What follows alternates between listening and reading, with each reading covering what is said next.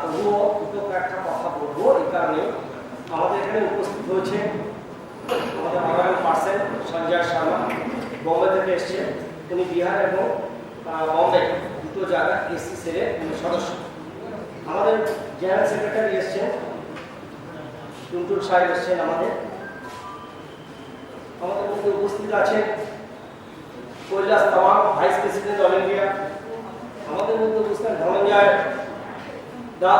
Mondal, founder member. উপস্থিত আছেন আমাদের সুবোধ বিশ্বাস, আমাদের রেসপেক্টেড উপস্থিত আছেন প্রশান্ত মন্ডল, উপস্থিত আছেন CSP all India leader Tapan Kumar Barman. সবচেয়ে বড় জিনিস, আমরা এসএসটি সংগঠন পশ্চিমবঙ্গ সার্কেলের মধ্যে আমরা করি, কিন্তু সবচেয়ে বড় জিনিস আমরা যেটা করি, যদি আমরা ভাতৃপ্রতিম সংগঠন এখানে যারা আছেন, অন্যান্য সংগঠন যারা বৃহৎ সংগঠন, আমাদের সেক্রেটারি জেনারেল ছিলেন আরিয়ার সাহেব বলেছিলেন, এই কথাটা যদি না বলি তাহলে এসএসটি সংগঠনের যে সংগঠন আলোচনা সেটা ব্যর্থ। উনি বলেছিলেন আমরা এসএসটি ওয়েলফেয়ার অ্যাসোসিয়েশন, আমাদের একটা সীমাবদ্ধতা আছে। এই এসএসটি সংগঠন আমরা আলাদাভাবে আম্বেদকর, কিন্তু দুটো ফেডারেশন, তিনটে ফেডারেশন পশ্চিমবঙ্গের বুকে আছে। যেখানে সম্মেলন হয়, এমকে আরিয়া আমাদের এক্স সেক্রেটারি জেনারেল বিষয়টা বলতেন যখন সরকারের সাথে কোনো ধর্মঘট, সরকারের বিরুদ্ধে ধর্মঘট কর্মচারী পক্ষের লড়াই আন্দোলন, আমরা এসএসটি সংগঠন আমরা পুরোপুরিভাবে আমরা অংশগ্রহণ করতে পারি না। এফএনপিও সংগঠনের মেম্বার আছে, বিএনএস সংগঠনের মেম্বার আছে, কিন্তু বৃহত্তর সংগঠনের লড়াই যখন করবে ফেডারেশন একমাত্র আদায় করতে পারে, পে কমিশন ফেডারেল আদায় করতে পারে, সমস্ত কর্মচারীদের সমস্ত সমস্যার সমাধানটা ফেডারেশন করতে পারে। এনএফপি সংগঠন, এফএনপিও সংগঠন ধর্মঘটের ক্ষেত্রে তাদের সঙ্গে সহযোগিতা আমাদের করা দরকার, এবং দীপ্তকণ্ঠে স্বীকার করেছিলেন, ইউপি কনফারেন্সে বলেছিলেন এটা আমাদের নৈতিক দায়িত্ব। কিন্তু আমাদের মানে আমরা যেটা পাই, এসএসটি সংগঠন গভর্নমেন্টের কাছ থেকে যে আদায় যেগুলো পায় না, যেগুলো আবার ওই সংগঠনগুলো, যেগুলো ভাতৃপ্রতিম সংগঠন যেগুলো করতে পারে না, সেগুলো আবার এসসি সংগঠন তারা কমিশনের মধ্যে দিয়ে, কমিশনকে দিয়ে, এসসি কমিশন দিয়ে আমরা রাষ্ট্রপতি প্রধানমন্ত্রীর কাছে সরাসরি চিঠি লিখতে পারি। আমাদের ডিপার্টমেন্টের মানুষ যারা আছেন তারা একমাত্র ডিজি পর্যন্ত সীমাবদ্ধ, কিন্তু আমার সংগঠনের যা কনস্টিটিউশন আছে তাতে আমরা রাষ্ট্রপতি প্রধানমন্ত্রীকে সরাসরি আমরা চিঠি লিখতে পারি, এবং যে কেসগুলো হয়, দু তিনটে কেস যদি না বলি তাহলে এসএসটি সংগঠন সম্বন্ধে তাদের যে ধারণা সেটা পাল্টে যাবে। কারণ হচ্ছে আপনারা জানেন শিলিগুড়িতে আমাদের কমরেড এই বন্ধুগণ এত আওয়াজ হচ্ছে, আমি আওয়াজটা কেস ছিল, চিফ পিএমজি ফাইলটা ক্লোজ করেছেন এবং ডিজি ফাইলটা ক্লোজ করেছেন।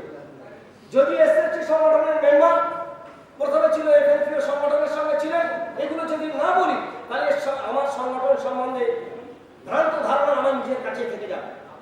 সে কারণেই বলছি। তারপরে এফপি সংগঠনের এফপি সেক্রেটারি জেনারেল থেকে শুরু করে এফএনপি সেক্রেটারি জেনারেল থেকে হয়নি কেসটা, 9 বছর আটকে ছিল। তারপরে আমরা কেসটা গ্রহণ করার পরে 9,26,000 টাকা তার মেডিকেল বিলটাকে, ফাইলটাকে ক্লোজ করে দিয়েছিল, যে ফাইলটা ওপেন করা যাবে না। আমরা এসএসটি সংগঠন, ন্যাশনাল কমিশন এবং এসএসটি সিএসকিউ এবং আমরা সঙ্গে নিয়ে প্রশান্ত মন্ডল, নারায়ণদা, ধনঞ্জয়দা, তপন বর্মন, আমরা সবাই মিলে দিল্লিতে দরবার করা। তপন বর্মন এই ফাইলটা নিয়ে দিল্লিতে দুবার যায়। আমরা সেই ফাইলটাকে ওপেন করে তার 9,26,000 টাকা আমরা পাইয়ে দিয়েছি। এগুলো আমরা পাই, কনস্টিটিউশনে আছে। আমাদের আরো একজনের 6,22,000 টাকা সেটাও পাইয়ে দিয়েছি। আমি বলতে চাই না কাদের মেম্বার চাই না, আমরা এগুলো করতে পেরেছি। আমাদের ট্রান্সফার অনলাইনভাবে যে ট্রান্সফারগুলো হচ্ছিল আমরা ফেরত আনতে পেরেছি এবং সেগুলো হয়েছে। একটা কথা যেটা বলি, আমরা 2 বছর ধরে আমার এই সংগঠনটাকে ঠিক ভালোভাবে আমরা চালাতে পারি না। আমরা সিএসকিউ মেম্বার তপন বর্মন এবং শান্তনু মন্ডল আমরা অন্যভাবে নানানভাবে আমরা কাজ করার চেষ্টা করেছি। আমাদের সেক্রেটারি, দুর্ভাগ্যের বিষয়, অত্যন্ত দুঃখ পরিতাপের বিষয়, এটা বলতে বাধ্য হচ্ছি, 2 বছর ধরে, আজ 2.5 বছর সময়কাল ধরে আমার সেক্রেটারি, আমার ছোট ভাই শুভময় মজুমদার, আমি তাকে ছোট করতে চাই না, সে আমার সদস্য, আমার ভাই, আমার পরিবারের এসসি পরিবার, পোস্টাল পরিবারের ভাই, আমি ছোট করতে চাই না। কিন্তু বিষয়টা 2 বছর কাজ না করে, পথটাকেও ছেড়ে না দিয়ে আমার সংগঠনকে, এসএসটি সংগঠনকে অনেকটা পেছিয়ে দিয়েছে। কিন্তু আমরা সিএসকিউ মেম্বার হিসাবে আমরা চেষ্টা করেছি। আমরা শিলিগুড়ি ডিভিশনে আমরা কনফারেন্স করেছি, আমরা মুর্শিদাবাদে আমরা কনফারেন্স কলেজ করেছি, আমরা পুরুলিয়ায় আমরা করেছি, আমরা এইচ ডিভিশন করেছি, আমরা হাওড়া ডিভিশন করেছি, ক্যালকাটা এমএস ডিভিশন করেছি, জিপিও ডিভিশন করেছি, সাউথ ক্যালকাটা করেছি। মেল মডেলের সংখ্যা কম থাকলেও একটা কনভেনরের মধ্য দিয়ে আমরা সংগঠনটা পরিচালনা করার চেষ্টা করছি। বিষয়টা এই জায়গায় এসসি এসটি সংগঠনের একটা আলাদা মর্যাদা আছে, আমরা সেই মর্যাদাটাকে আমাদের মধ্যে পরিচালিত করতে হবে। সবচেয়ে বড় কথা হচ্ছে যেটা এসসি এসটি আলাদা সংগঠন, এর একটা আলাদা পদমর্যাদা আছে। কেউ কিছু না করতে পারলেও আমরা করতে পারি। আমরা কোনো ভাতৃপ্রতিম সংগঠন যারা আছে তারা আমাদেরকে এ কথাটা বলতে বাধ্য হচ্ছে, এর কারণে তারা যদি আমাদের সহযোগিতা না করে, আমরা এসএসসি সংগঠন যে কাজ করি, প্রশাসনের সাথে কথা বলি, এবং যদি সেখানে যদি বিরোধিতা তারা করেন না, তারা সহমত করেন, এনএফপি সংগঠন বিশেষ করে এনএফপি সংগঠনের কাছে আমি দারুণভাবে সহযোগিতা এনএফপির কাছেও আমরা পেয়েছি। তখন আমরা যার জন্য এই কাজগুলোকে আমরা করতে সহযোগিতা পেয়েছি। সেজন্য আমরা মনে করি আমাদের এসএসসি সংগঠনটাকে বাড়াতে হবে। যে কাজ সেটাকে বলতে হবে ডাক্তার বি.আর. আম্বেদকরের যে রোস্টেশন, যে কোটা সিস্টেম যেটা আছে, অনেকেই বলে কোটা তুলে দিতে হবে, অনেক কথাই বলেন। ভারতীয় রাষ্ট্র কাঠামোর চরিত্র সম্বন্ধে এবং যা ম্যানিপুলেশন আছে, যা প্ল্যানিং কমিটির ডিসিশন আছে, ভারতবর্ষের সংবিধানের 108টা সংশোধনের পরে এখনো পর্যন্ত সে একই জায়গায় আম্বেদকরের চিন্তা ভাবনা দাঁড়িয়ে আছে। এখনো পর্যন্ত মুর্মু, তপন মুর্মু, সঞ্জয় মুর্মু, অখিলেশ মুর্মু তারা এমপি কোটায় পায়, তাহলে সেখানে সংরক্ষণ আছে। এসসি সেখানে কি এসটি এমপি, এসসি এমপি, যদি সেগুলো সংবিধানে থাকতে পারে তাহলে শুধু চাকরির ক্ষেত্রে বিভিন্ন জায়গায় ক্ষেত্রে ফ্যাক্টরিতে এসসি এসটি সংগঠন তুলে দিতে হবে। কয়েকজন বেতনমুক্ত সুপ্রিম কোর্টের বিচারপতি মাঝে মাঝে খোঁচা দিয়ে বিষয়টাকে তোলার চেষ্টা করেন, কিন্তু আমাদের স্ট্রং এসসি এসটি সংগঠন এবং কনফেডারেশন এবং ইন্টারন্যাশনাল কমিটি আছে প্রদীপ বাবু, সেই প্রদীপ বাবুর সঙ্গে তখন আলোচনা করেছেন দীর্ঘক্ষণ দাঁড়িয়ে। দিল্লির বুকে আমরা আলোচনা করে এসেছি, বলেছে এসসি এসটি সংগঠনের সংরক্ষণ হয়েছিলেন, সে ব্যাপারে প্রতিবাদ দিয়ে সেই দিনে প্রধানমন্ত্রীর কাছে ডেপুটেশন দিয়েছিলেন। সেই ডেপুটেশনের সঙ্গে ছিলেন তপন বর্মন ছিলেন। সে কারণেই বলছি অনেক কিছু করা যেতে পারে, আমরা করতে পারি। আমাদের যে কি রাইট আছে সেই রাইটগুলো বুঝে নিতে হবে। প্রত্যেক ডিভিশন সেক্রেটারিকে আমি অনুরোধ করছি এই কারণে, আমাদের সময় আসছে আমরা চলে যাব। আমার চাকরি বেশি দিন নেই, আর 6 মাস চাকরি আছে। তপন বর্মনের 1 বছর 1.5 বছর চাকরি আছে। আমি আমার এখানে যারা এসেছি ভাই বোনেরা, তাদের কাছে আমার একান্ত অনুরোধ, এই সংগঠন আমি বিশেষ করে কয়েকজনকে আমরা দেখেছি, এর মধ্যে আমরা 6টা আমরা সার্কেল ওয়ার্কিং কমিটির মিটিং করেছি। দুর্ভাগ্যের অত্যন্ত পরিতাপের বিষয় হলো 18, 19 বা 20 জনের বেশি লোক হয়নি। খুব খারাপ লাগে, আমরা অফিস বেরার পর্যন্ত আমরা এক জায়গায় করতে পারিনি। এটা সংগঠনের দুর্বলতা। এই সংগঠনের দুর্বলতা দায়ভার আমার, আমি স্বীকার করে নিচ্ছি সভাপতি হিসাবে। সম্পাদক একটুও যদি সহযোগিতা করতেন তাহলে সংগঠনটা বৃদ্ধিশীল পেত। দুর্ভাগ্যের বিষয় তিনি করেননি, যে করেননি ছেড়ে দিন। আগামী দিন আমাদের করতে হবে। আমাকে সঞ্চালক বলে দিয়েছে বেশি বলা যাবে না, তাও অনেক বলে ফেলেছি, আমি ক্ষমা চেয়ে নিচ্ছি সঞ্চালকের কাছে। এটা তো ঘন্টাখানিক বলতে পারলে আরো পরিষ্কার হওয়া যেত, কিন্তু দুর্ভাগ্যের বিষয় বলবো না, অনেক কাজ বাকি আছে, সেগুলো হবে।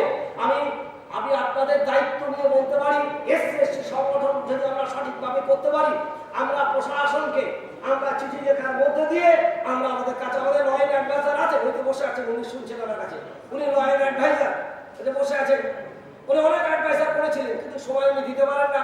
উনি যত সময় দেবেন আমি মনে করি আমাদের সংগঠন তত স্থিতিশীল হবে। আমি বেশি বিস্তারিত আর বলবো না। নতুন ছেলে মেয়ে যারা আসছেন, সংরক্ষণ কোটায় যাদের চাকরি, সংরক্ষণ করা চাকরি না হলেও আমরা এসসি পরিবার। দুর্ভাগ্যের বিষয় কি জানেন, আম্বেদকর ছিল বলে অনেক এসপি ডিএসপি হয়েছে, অনেক এসে ইন্সপেক্টর হয়েছে, স্বীকার করতে চান না তারা শিডিউল কাস্ট। এই সংরক্ষণ কোটা না থাকলে ডিপিএস হওয়া যেত না, এই সংরক্ষণ না থাকলে পিএমজি হওয়া যেত না। এই সংরক্ষণ কথা আছে ভারতবর্ষে, স্বাধীনভাবে মেনে নিতে হবে। যতদিন আছে ততদিন মানতে হবে। কয়েকজন বলবেন সেটাকে নিয়ে হয় না। সেজন্যই আমি আপনাদের কাছে বলবো, অনুরোধ করছি, লাস্ট আমি অনুরোধ করবো আপনাদের কাছে, যারা আপাতত উপস্থিত আছেন এসসি এসটি ভাইদের প্রত্যেকের কাছে অনুরোধ করছি, অন্তত আমরা আমাদের জাতিগত অবস্থান, আমরা জেলে হই, আমরা জেলিয়া পরিবৃত্ত হই, নমশূদ্র হই না কেন, আমাদের একটাই পরিচয় হচ্ছে আমরা এসসি শিডিউল কাস্ট, এবং আম্বেদকর না থাকলে এসসি শিডিউল কাস্টে আপগ্রেডমেন্ট হতো না। এই সংরক্ষণে আর একটা কথা বলে রাখি, অনেকেই বলে পারেন এসসিরা বড় সুবিধা পায় না, পায় না। ভালো করে স্ট্যাটিস্টিক দেখলে সেন্ট্রাল গভর্নমেন্ট থেকে এসসি কমিশন এবং জেনারেল কাস্টের কমিশন থেকে বলেছেন 10টা পোস্ট দেওয়া হবে, 6টা 3টে শিডিউল কাস্ট, একটা শিডিউল ট্রাইবের 6টা জেনারেল কাস্ট। শিডিউল কাস্টে পড়েছে দুটো অ্যাপ্লিকেশনে পড়েছে 22,000, দুটো অ্যাপ্লিকেশনে 22,000 পড়েছে সেন্ট্রাল গভর্নমেন্টে, আর 6টায় পড়েছে মাত্র 14,000। লড়াই কম্পিটিশনটা কোথায়? এসসি এসসির মধ্যে লড়াই কম্পিটিশনটা বেড়ে গেছে। কেউ যদি বলে পারে তাহলে স্ট্যাটিস্টিক নিয়ে ভালো করে দেখবেন। আমি এখানে ভুল কথা বলছি না, থাকলে আমার বিরুদ্ধে বলবেন, কোনো অসুবিধা নেই। আমি দায়িত্ব নিয়ে বলে যাচ্ছি, আমাদের ছেলে মেয়েদের যা শিক্ষিত যে পর্যায়ে চলে এসেছে এখন, সে আগেকার দিনের ছেলে মেয়েরা ঘন্টা দিয়ে 15 বছর হলেই বিয়ে ঢুকিয়ে দিত কমিশন ছেলে মেয়েরা, এসসির ছেলে মেয়েরা সেদিন আজকের দিনে নেই। আজকে এসসির ছেলেরা এসএসসিতে ডিএম হচ্ছে, এসপি হচ্ছে, সুপারিনটেন্ডেন্ট হচ্ছে, বড় বড় পোস্টে তারা চাকরি করছেন। শিক্ষার হার বেড়েছে, সেজন্য এসসি এসটি সংগঠনের কোটায় যারা আছেন তারা এখন কি হচ্ছে, এসসি এসটিতে ফিল আপ না করে জেনারেলে ফিল আপ করে দিচ্ছে, দিয়ে সেখান থেকে তারা বেরিয়ে চলে যাচ্ছে। তাহলে ট্যালেন্টটা কোথায় গেছে সে জায়গাটা ধরে রাখতে হবে, সংরক্ষণ ব্যবস্থা চালু রাখতে হবে। আর বি.আর. আম্বেদকরের চিন্তাধারা দিক দিগন্তে ছড়িয়ে দিতে হবে। বি.আর. আম্বেদকরের ভাবনা চিন্তাকে পড়াশোনা করতে হবে। কেন বি.আর. আম্বেদকর এই সিস্টেমটা চালু করছে? বি.আর. আম্বেদকর শুধু এসসি এসটি সংগঠনের নয়, এসসি এসটিদের জন্য বি.আর. আম্বেদকর সারা ভারতবর্ষের শ্রমজীবী মানুষের, সারা ভারতবর্ষের উচ্চবিত্ত মানুষদের সকলের জন্য বি.আর. আম্বেদকর। তাই বি.আর. আম্বেদকরকে স্মরণ করে আমি আমার বক্তব্য শেষ করছি। জয় ভীম।